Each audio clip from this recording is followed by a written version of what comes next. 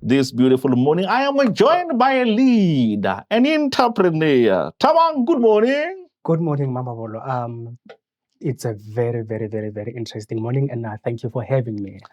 Thank you. It's a pleasure. It's a pleasure. You know, for the men and the women by Longering Day, they may not know who you are. They may have not had an encounter with the amazing work that you do. Can you please briefly tell us a little bit about yourself? Okay, I'm Thabang Mabale, all the way from Tsanin in Bulabedu. I am the founder of Limpopo Fashion Federation. I am also the founder of Raid Modeling Agency, and I am also the Fashionpreneur of the year 2025. Wow, that is powerful. That is powerful. And maybe before we get into the you that you have become right now, let's take a small break, Jan, and let's go back. Take me back to the beginning. Did you always have this hunger and this desire to create things? Or were you just like everyone who were taught, or no, go and do 1, 2, 3, 4, 5, you'll get these outcomes? I think it is a combination of both. Okay. It is a combination of both because I think for people or for those who are familiar with Bulabedu and for those who are also familiar with Gauteng as a whole as well, will understand exactly what I am talking about and also what I am all about. I come from an environment whereby I feel like most of the opportunities or most of the things that most people should be engaged in were not available. Okay. And most of us, we were not taught about certain industries or certain opportunities that might be available in our areas. Okay. So my interest started there. And it escalated, or it even grew more when I went to Gauteng. Okay.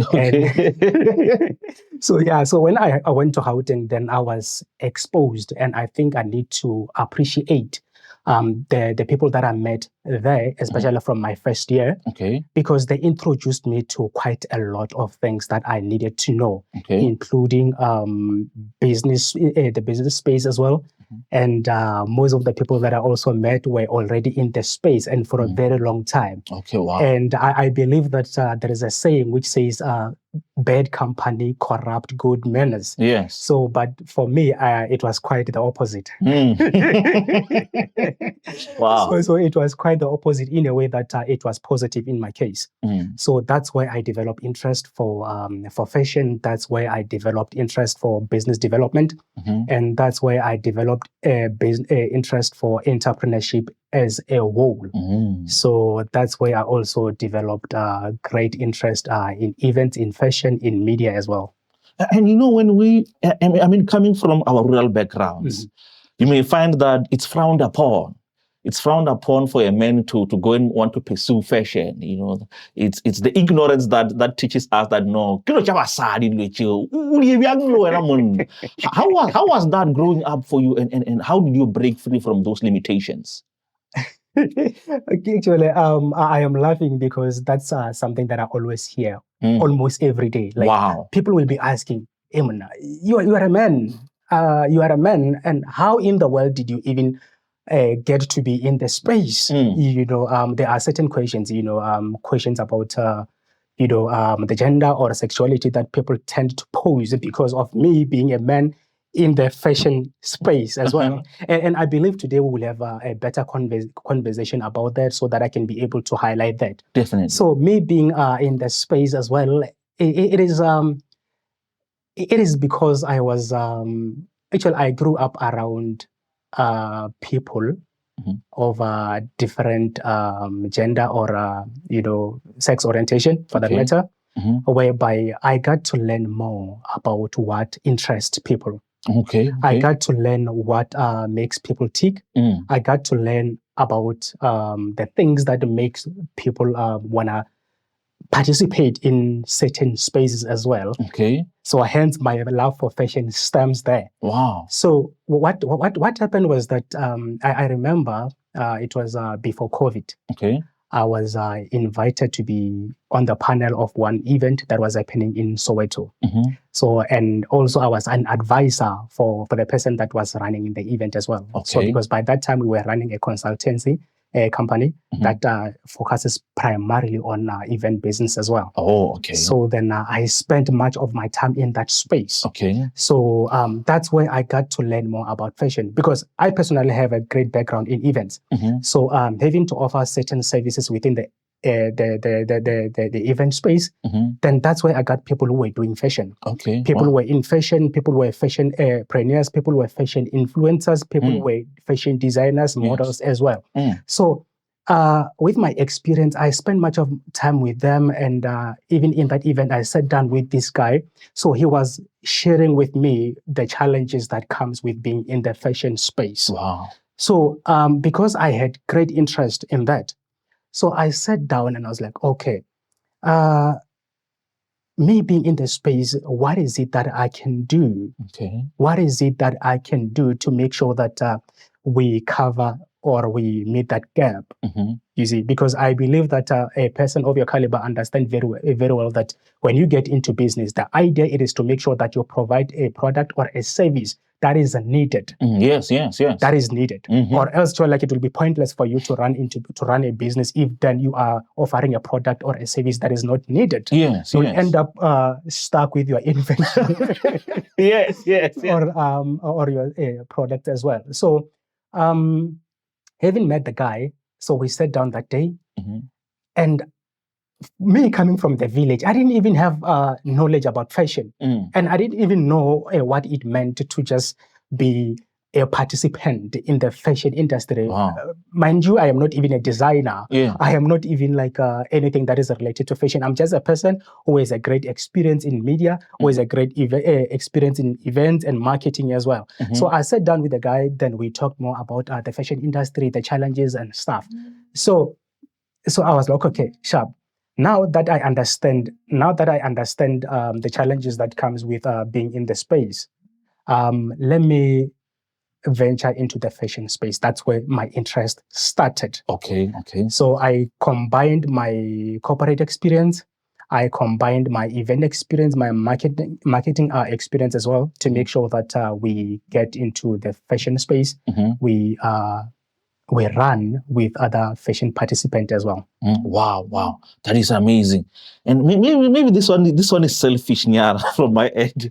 But talk to me about, because for many people, making that transition to do events and then coming to fashion, when the events industry, for many people, I don't know, maybe you let us know. For many people, when they found themselves in the events industry, almost majority of the people always cry about the fact that there is no money.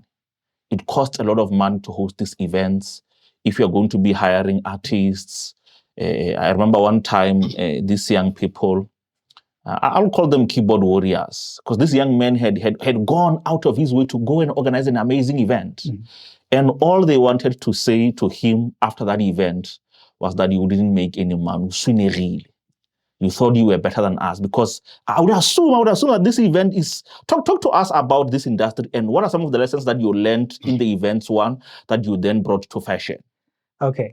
Let me start with the issue that you just brought to the table, which is people going into the event industry with the intention to make money. And I fully support that as an entrepreneur and as a person who is in the event space.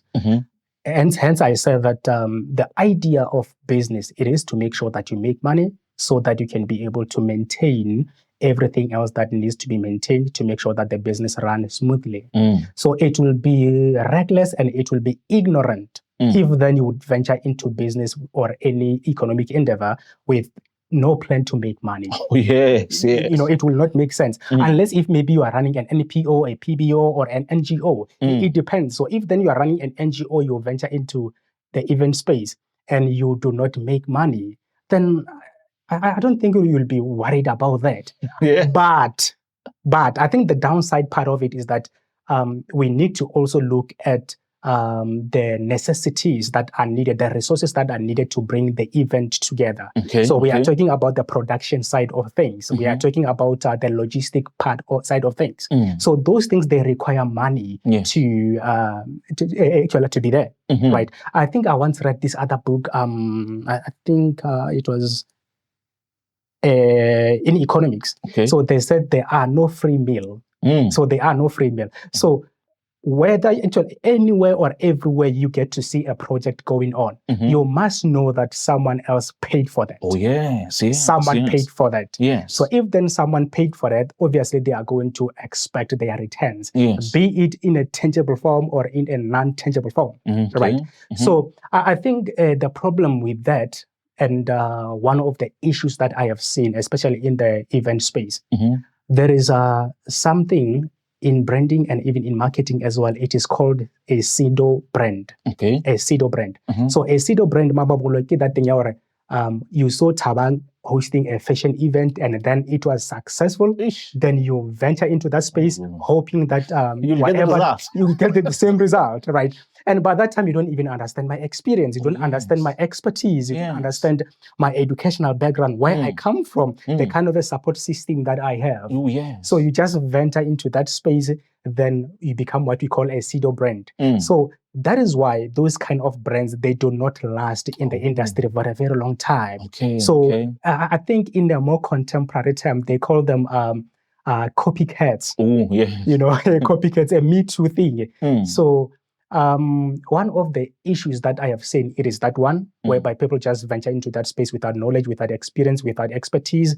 Yes, I understand that the passion might be there, but you must understand that experience is in everything. It matters. It matters. And I remember I was talking to my mentor one time about the issue of getting experience, because I always say, if then you're going to run a business or you're going to venture into any business, just make sure that you first get experience. I understand that you might have an academic background for that specific thing, but you must first have an experience, right? So because I've also met many people, especially people who have the MBAs, but business is knocking them down. You see, so then we get to question the issue of experience. You know, you need to make sure that first thing, get an experience. If then you want to venture into the event space, get someone who is already in the space. If then they cannot mentor you, offer your services actually or your time into that space so that you can be able to understand the industry, what is it that is happening, right? Yes.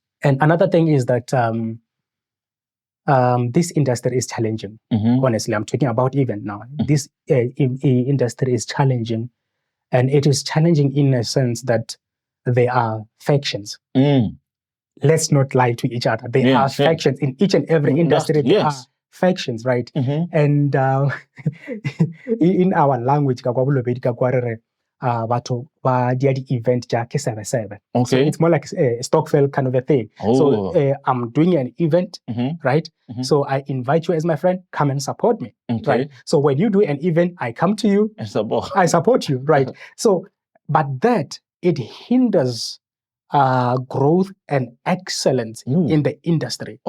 Because now we end up having a pool of people who just support each other, but without an in-depth knowledge of what the industry is all about. You see, so because I believe that if ever we are going to be in the industry, we are going to be participate in the industry, we need to make sure that we engage proactively to make sure that we grow the industry. We make the industry to be inclusive so that the opportunities that lies within the space can be accessible to everyone who is interested in that space.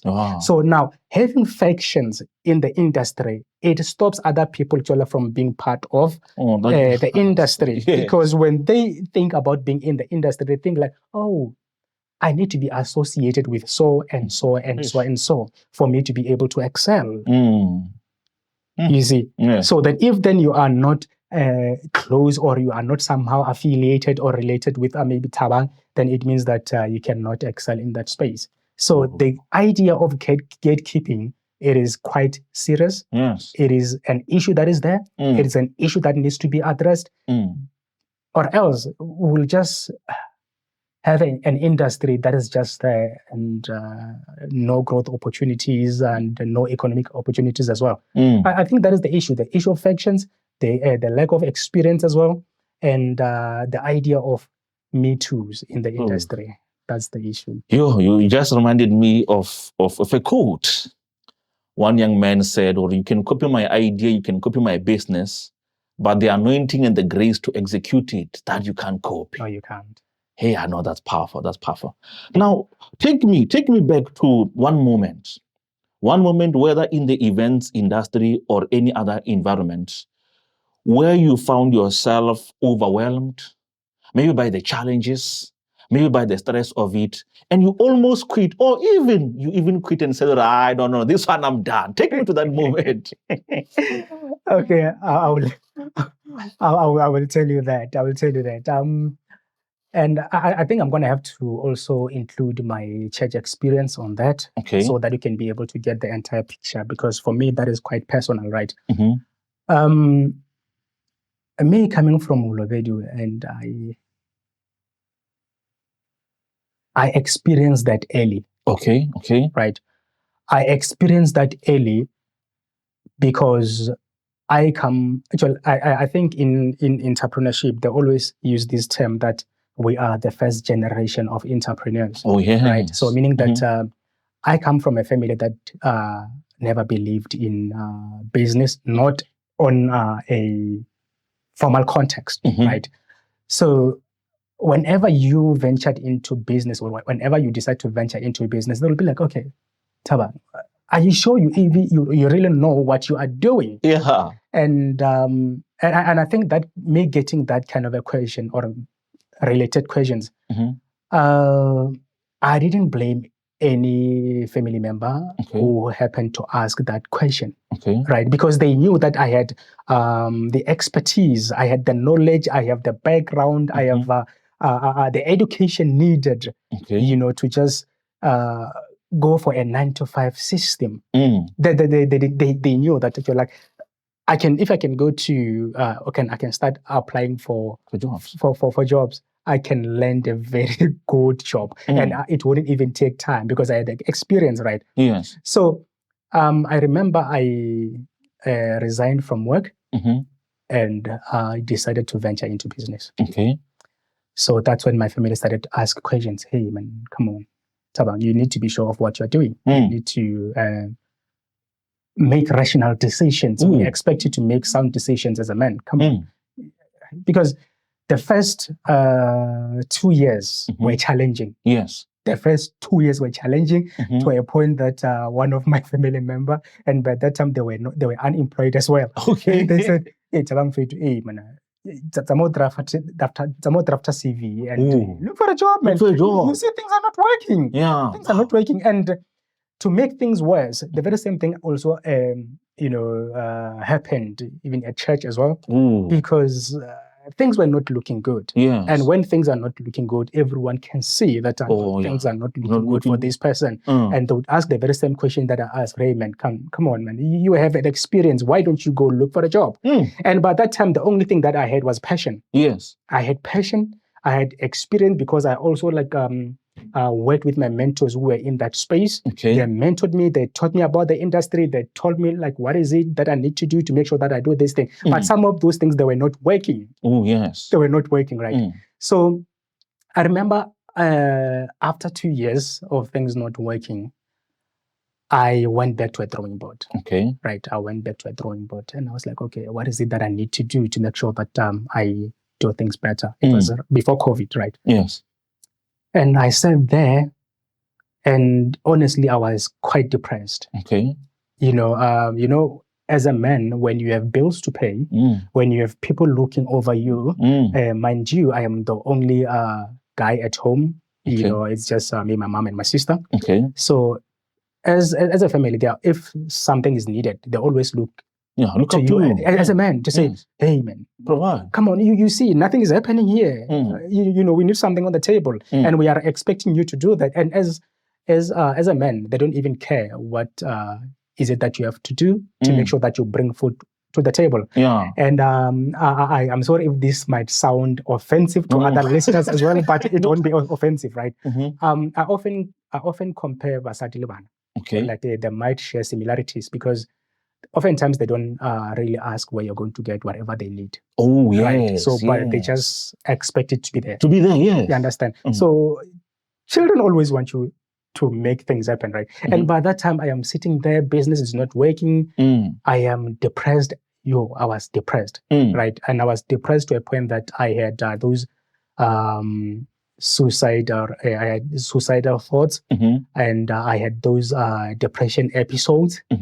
And I remember there was a time, now let's talk about church, like when it comes to the struggles of this. I remember one time, because I was so depressed, right? And I think this is the first time I talk about this thing on air. So where I used to stay next to the main road. It is called Olifants Road in Gauteng. So it's one of the busiest roads, especially on Fridays and Saturdays. So one time I was so depressed and things were not coming together. I was like, okay, now I have no choice, and things are not coming well. And I had this depression episode, and I had this suicidal thoughts. I was like, you know what? Let me just get something to drink to numb my feelings. And go and throw myself on the road. Right?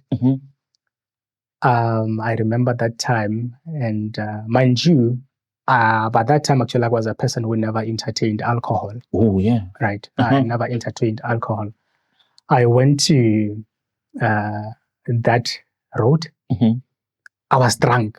Like I was drunk. So because I just wanted to take my life, right? So what I remember that day, because it was Friday evening. So what I remember was me waking up at church. Me waking up at church. By that time, I was smelling like alcohol. I was reeking of alcohol like nobody's business. So it was around 5 or 6 in the morning. In the morning, yes. So, and the person who woke me up was this other lady, and we became close friends. So she was coming to that church for a morning prayer. Right. So the lady like knew me from a distance. So she knew me as Thabang, who is that cool guy, that talkative Thabang, who is who can talk until the cow comes home. But I never showed anyone the side that I was depressed, no matter how things were. But I never tried to show them, that side. The struggles, yes. The struggles, actually, So I need to give shout out to that lady. She, I remember she prayed for me, and she invited me to her place. She said, "Thabang, you know what? I want you to come to my place. I want you to sit down with me, and I want you to tell me how you ended here." Oh, wow. I want you to tell me how you ended up here, because I know that you are not a person who drinks alcohol. So I want you to tell me that what happened, right? So it was Saturday morning. So that evening, I went to her place. We sat down. I talked to her, told her everything that was happening, and she said, "You know what? I think it is time that you do things different." Oh, wow. Right. I think it is time that you do things different. And I'm saying this thing because even when I decided to try to take my life, right, I was a churchgoer and I was a believer, and I need to put it on record that I'm a born-again Christian. I believe in Christ, right? So I had a good background, church background. I had good knowledge of the scriptures. I had just come from a Bible school. I studied quite a lot of branches of theology, because I had that interest. That time, I had that interest. I had that interest. So, but it was quite shocking to anyone who knew that I had this background, and I also wanted to take my life. Yeah, the struggles. The struggles, right? So that lady said, "You know what? It is time that you do things different." Wow. And if you want to do things different, she said, and I will never forget this question. She said, "Thabang, I understand and I hear the struggles that the things that you're going through." And when I say these things, I can even remember the fervent zeal, the passion that she put into that voice. She said, "Thabang, I understand that you tried to do these things. I know that you are trying to make these things happen. You have tried reaching out to people and this and that. But my question is, have you tried God?" Ooh. Have you tried God? In all my time, in Bible school, no one ever asked me that question. They never do. You see, they never asked me that question because I found that question to be spiritually personal. It resonated with me and the things that was happening in my life. I was like, okay, honestly, I never tried God. Ooh. And from there, so that's when actually like everything that I started doing, I made sure that I first start with God. Start with God. Wow. And I am telling you, no matter the challenges that we are going through, no matter everything that we happen to go through, or every project that we want to embark on, we need to first start with God. I think there is a scripture which says that is the Alpha and the Omega. Wow. Yeah, that is powerful right there. Have you tried God? Wow, that question is deeply personal. Because in most cases when we find ourselves in, let me call this a cage, where we are struggling in those cages, we are blaming ourselves. If I could have done things better, if I would have known better, I would be able to provide and all these other things. The temptation in most cases is to then want to curse God. But I was praying when I was in those situations. I'm a born-again believer. I was praying, I was fasting, and I thought that prayer, I thought that fellowship would help, but it didn't. What are some of the things that as you got out of that, you started to encourage yourself as you were trying God? What are those things that you did to keep yourself encouraged?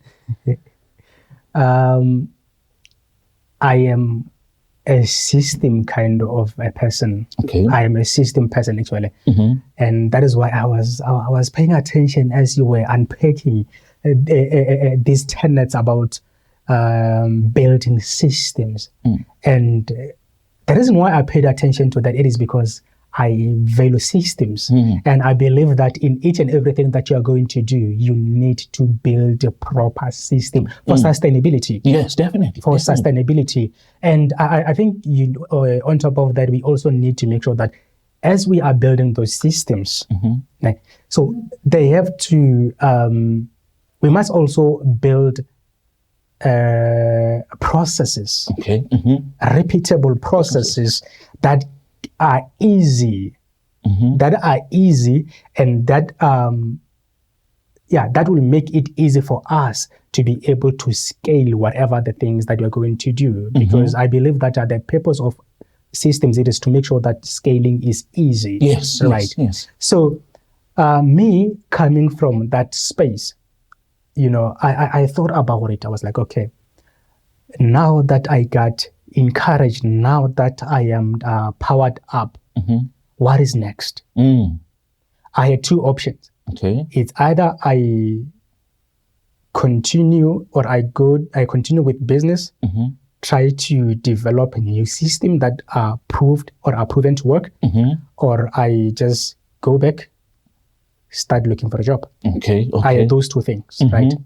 So after that, I was like, okay, if then I can get this empowered, and especially from a church or a spiritual perspective, then it means now that I'm going to continue or move on with life. Now I'm going to make God to be the foundation of everything that I'm going to do. I'm going to make God to be at the center of each and everything that I'm going to do, right? So what I did actually, like I had this other friend of mine, very good friend of mine actually. So we came together after I told him what was happening, and he was so shocked to say, Thabang, come on, man, I spent time with you, but you never told me that you have depression episodes and stuff. I mean, what are friends for, right?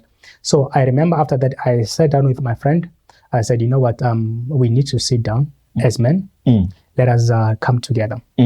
See, let us come together and create a group of men, especially from a Christian perspective or from a spiritual perspective, so that we can create a platform whereby we can get to meet as brothers, as men, where we can get to open up about what is really happening. Yes. And on top of that, back to the issue of system, right?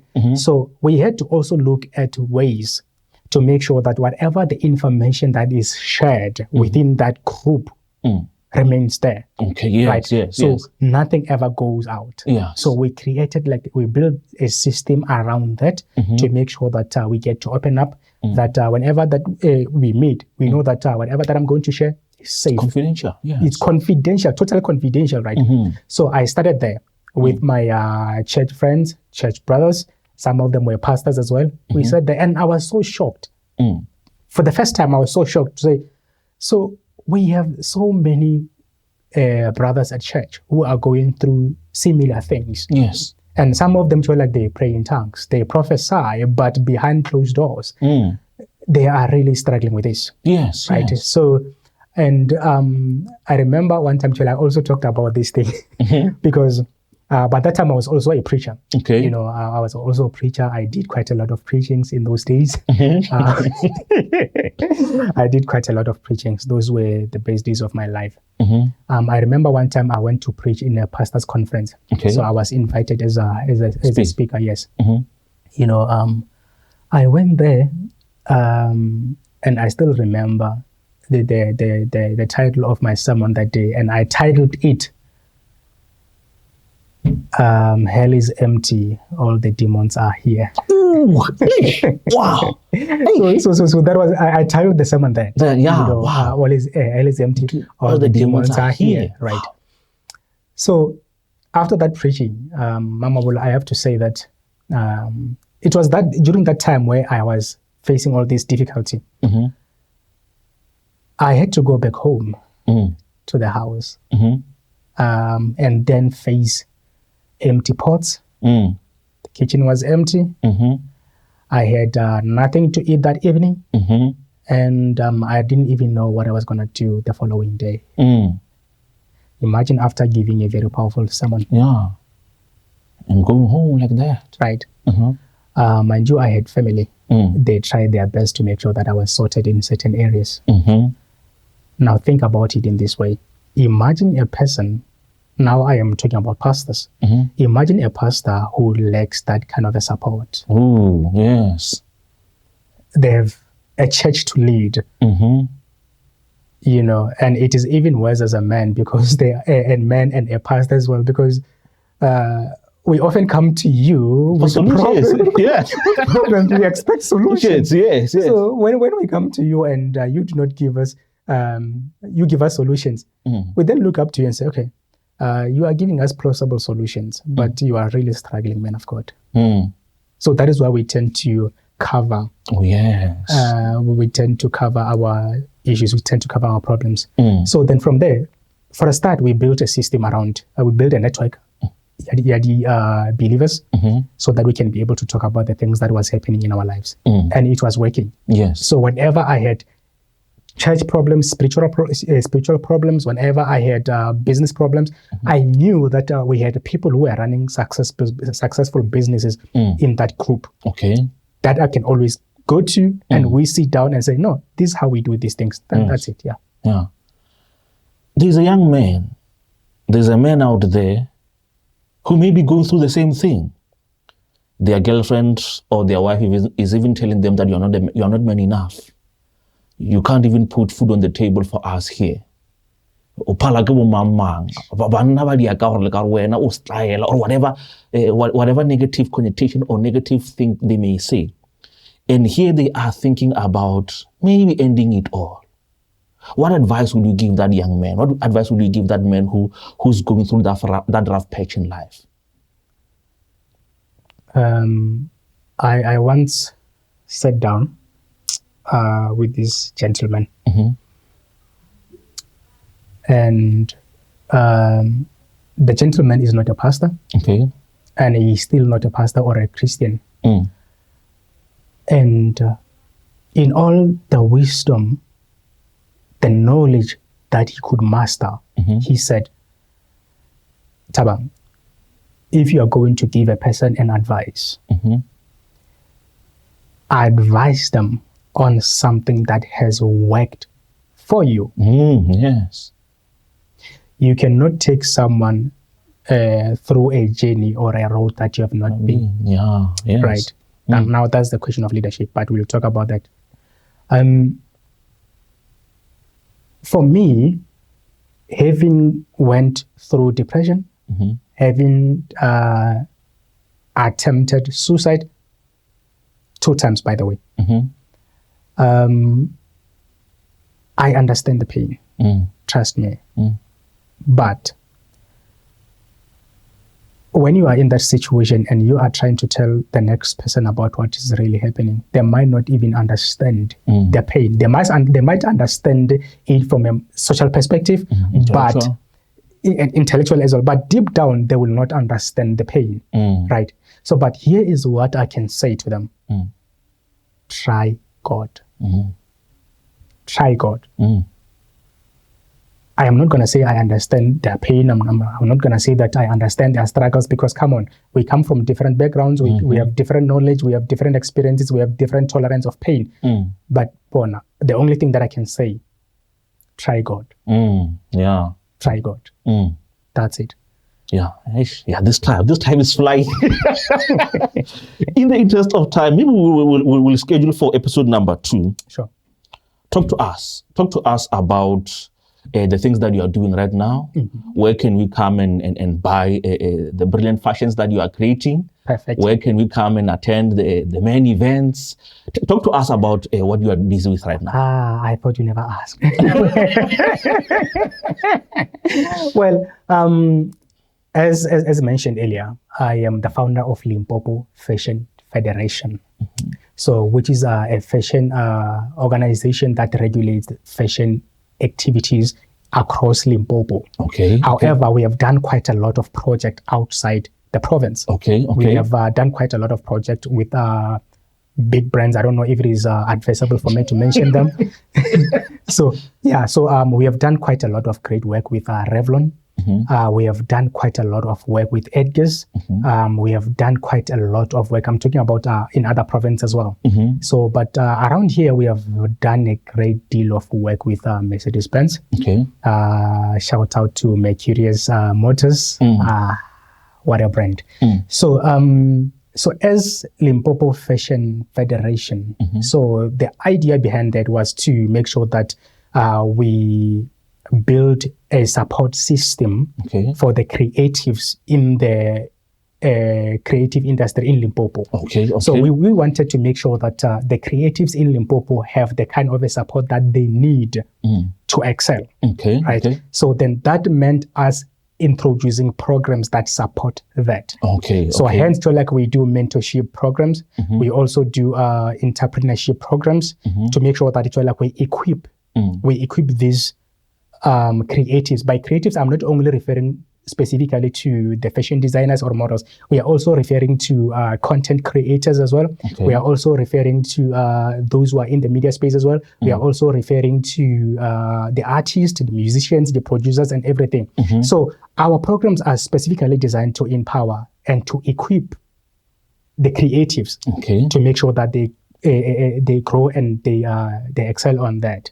So, but at the center of that, it is our fashion, which is one of the things that interests me now. It is fashion. With fashion, like the fundamental or the base of Limpopo Fashion Federation, at first, it was to introduce the Limpopo fashion culture to the outside world.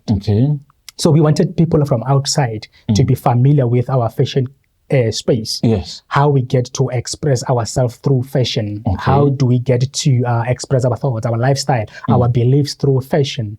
So that's when like we came up with a way of saying, you know what, we must have a certain segment within Limpopo Fashion Federation to make sure that we create that space whereby these creatives, these fashion designers, will be able to showcase their work, right? So hence, like we have also ran some of the biggest events in fashion in Limpopo, and we were also recognized as one of the best, one of the greatest, one of the biggest event in fashion in Limpopo. Wow. So we also did Zanini Fashion Week. We worked with Mercedes-Benz as well.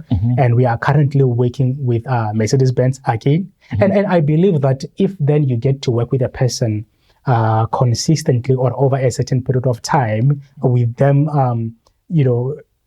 working with you, it says a lot about the kind of work you do, right? So, and we've also worked with APSA. I need to appreciate APSA for the kind of support that they have also given us in the process. I have to appreciate them, and I also have to appreciate Vodacom Limpopo. They did a great job actually in also supporting us. I remember we also, as part of the fashion movement, we also did Limpopo Fashion and Creatives Awards. Okay. So we also worked with APSA, we also worked with Mercedes-Benz, we also worked with Vodacom as well. So we did a great job with there. So, but the idea on that, it was to make sure that we create a platform whereby creatives can be able to get opportunities, fashion designers can be able to access the market. So we have a show coming up on the 27th of June, whereby we'll be introducing some of the best fashion designers in Limpopo to different cultures as well. We have buyers, we have people who love fashion, we have fashion influencers. We have quite a lot of influential people that are going to be there to join us. So, but the idea of that, it is to make sure that the creative industry in Limpopo will get the right kind of support and spotlight. Wow, that is amazing. You just touched something that is very close to my heart, that it can't be that everyone is leaving Limpopo to go and build everywhere else. No way. We must build here at home. Finally, where can we get hold of you? What are the social media handles? Where can we attend the events? Where can we buy the tickets? Where can we get hold of you? Okay, we are available on all social media platforms, from LinkedIn, TikTok, Instagram, Twitter or X, and Facebook as well. We are Limpopo Fashion Federation. Everywhere, Limpopo Fashion Federation. We are available for partnerships. We are available for collaborations. We believe that collaborations, it is the key, in terms of going forward with the movement. And with the event or the show, we have our tickets are available at CompuTicket. They are available at Home Choice. They are available at ShopRite.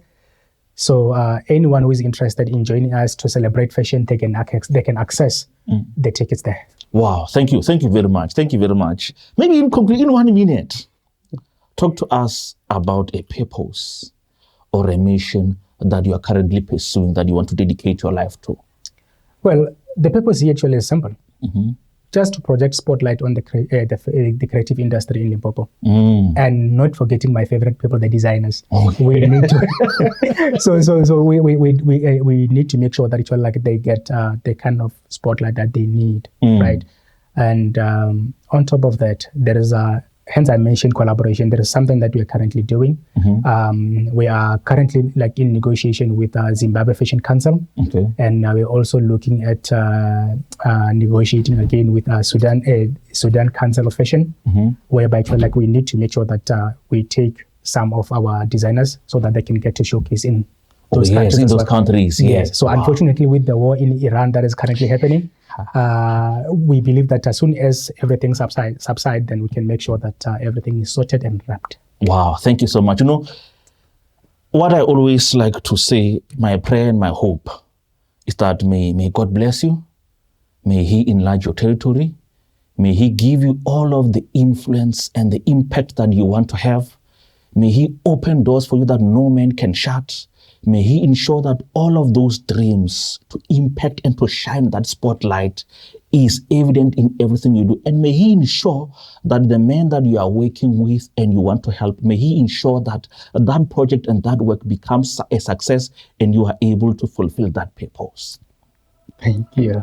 And amen to that.